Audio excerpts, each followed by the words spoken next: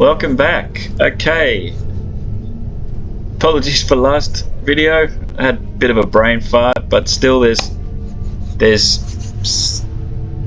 plenty of nuggets of knowledge in that. So, just to tie in a couple of things I've said before.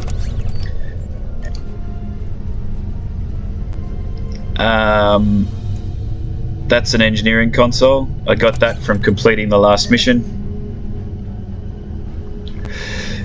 All damage resistance rating. So that gives your hull a bit more strength. Another training manual. I've explained about those before for engineering officers. Just out of curiosity. No, I'll stick to that. Engineering team heals your hull. Okay, so my skills. These are the 3 career skills. Specialization is dark because you don't get access to that until you've completely spent all of the points you can get from these. Now, you cannot get everything, so you have to choose wisely. At the lowest level, you want to pick at least some of these, because for tactical, that gives you more strength to your energy weapons, more power to your projectiles, torpedoes, shield capacity, shield restoration. So for your science officer, if they have science team, that skill will make that bridge officer skill, when applied, much more effective.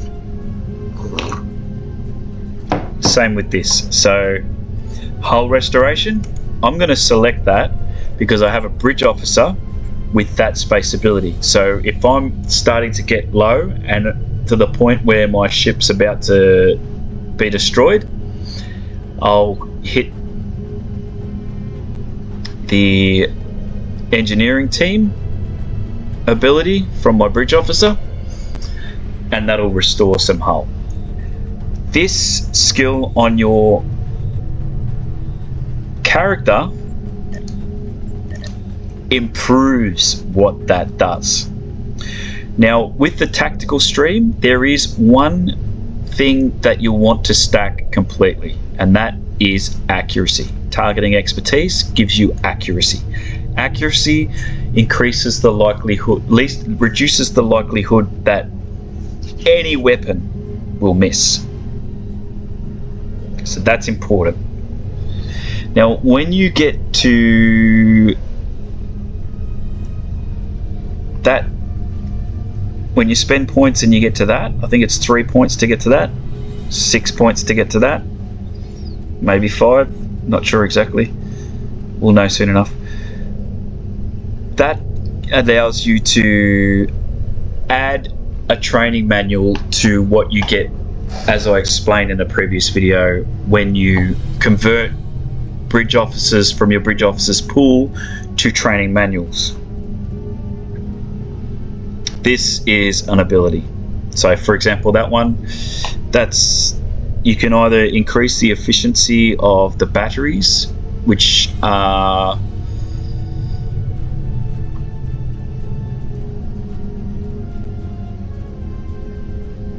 they're devices that you can put to your ship. Batteries, there's shield batteries, weapons batteries, and auxiliary batteries. Auxiliary batteries actually improve the power flow.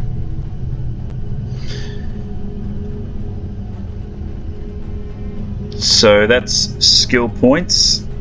Spend them wisely. If you're building a tank, you'll probably want to focus on that and that in terms of things that are specific to your shields.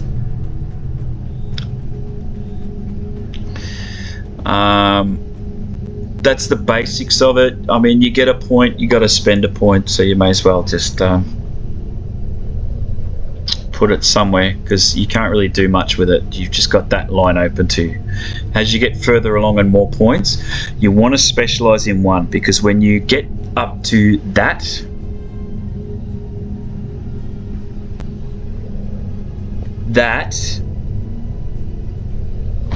gives you, depending on which career you stack on, gives you some really amazing abilities. That affects your critical hit and critical chance and critical damage. Does a lot for that. And that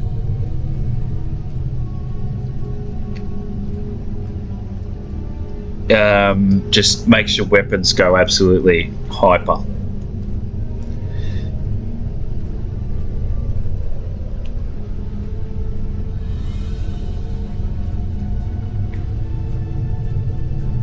So anyway, we'll get into that later.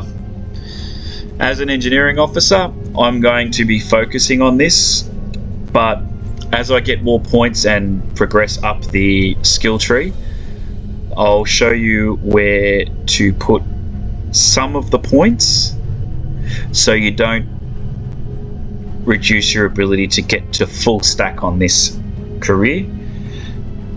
But you do need to spend some of the points on the other two, and I'll show you where I think is best. Might not be best, but I believe it is, and I'm pretty sure there's a few people who will concur. That's from trial and error. Now you've got a ground skill point as well. What I tend to do is I'll select the basic of everything. I'll start with personal shields.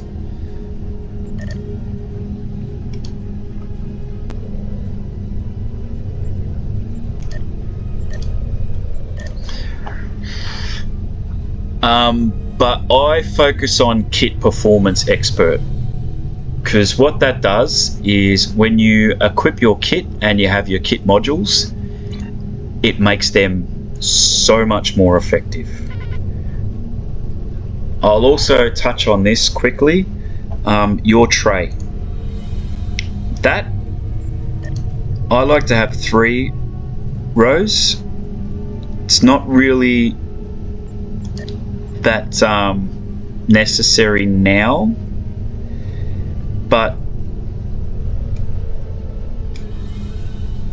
the way I set my tray up is heals, maneuvering, damage. So if you've got consoles that give you abilities, like special attacks, things like that, I tend to put them down the bottom row.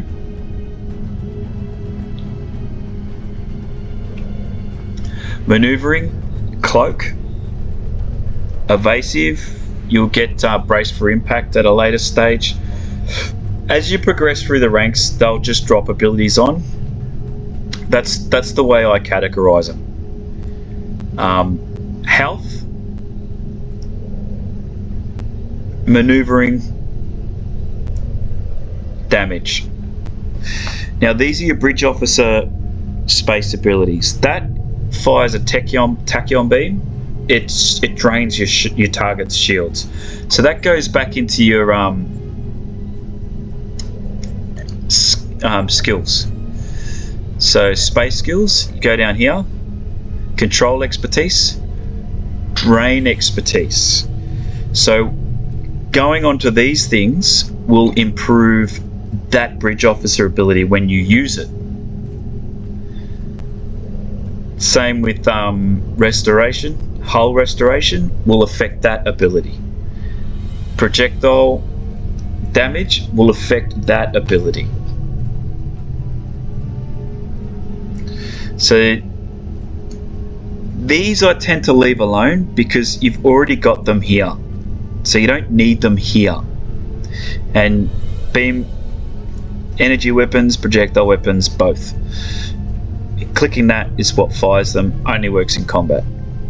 So I tend to leave those alone. They're already available there, so why do you want to double up? I don't see the necessity of it, but some people do. Some people like to double it up because with your fast things tabs, you've got your numbers here. Some people play like that. I don't. I'm a point and click guy. Sue me. I'm more of a strategy gamer anyway, but I love this game. But you might want to put, damn it, right click to drag things around here, left click to drag them from up here.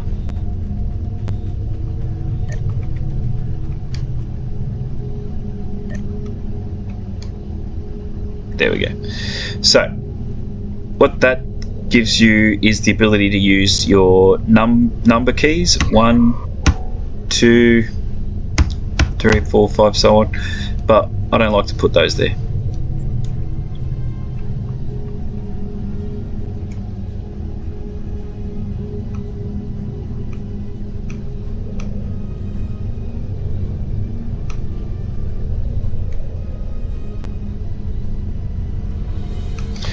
Now, these things are effective if you are getting attacked on a certain arc. I like to have these. It's good for an emergency, because if you've got enemies that are focusing on these two shield arcs, which tends to be the case because you're trying to get around behind them and they're trying to avoid you getting around behind them, so you're sort of circling each other. So your side shields tend to be the ones that cop the most. So I have those, so if you're in a battle where you're circling each other and you're basically giving them a broadside, so to speak, they're going to be broadsiding you at the same time. So one of those left or right shields is going to take a pounding, so just gives you the ability to reroute more power to those shields so they can hold up a bit longer. That's pretty much it for the tray at this stage, but I like to have the 3 open. I say again, the way I prefer to stack them is health, maneuvering, damage. Okay, so we'll close that out. Spent points. Just lastly, look at the stats. This will give you an idea of what I was talking about when it comes to allocating your skill points. Accuracy rating, I've got 11.5. When I get my skill points to where I can spend it on the accuracy, this stat will increase. I've got a baseline crit chance of 4%. Go to traits, that comes from that. I'll show you what I mean. I'll remove it. Sorry, space abilities. I'll remove that.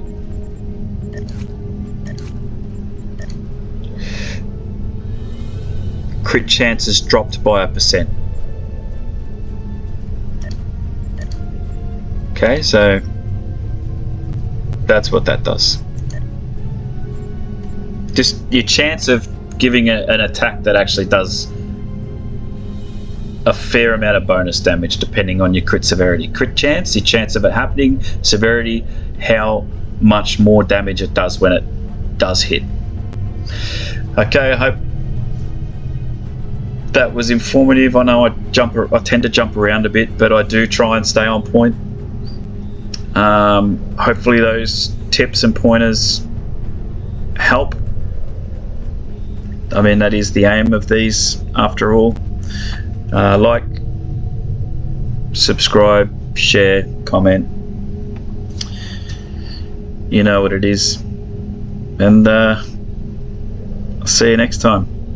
I'll probably advance this character along so that I can go back over those things that I've discussed previously to show you how it progresses and give you a better idea of the direction you want to take with your character based on career, based on faction, and decking out your ship with good weapons. And I'll also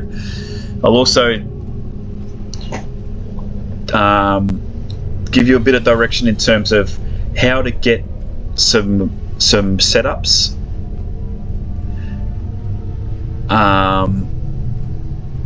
But that's more later in the game as you get promoted. Getting equipment sets is not really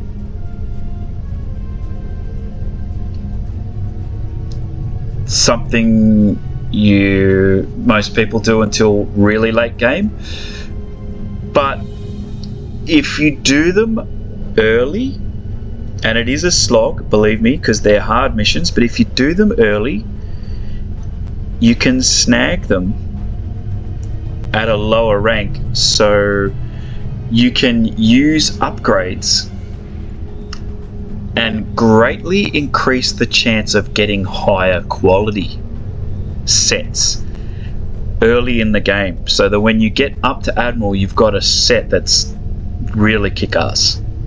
So we'll get into that in later videos, but for now, thanks for watching, and I'll see you around.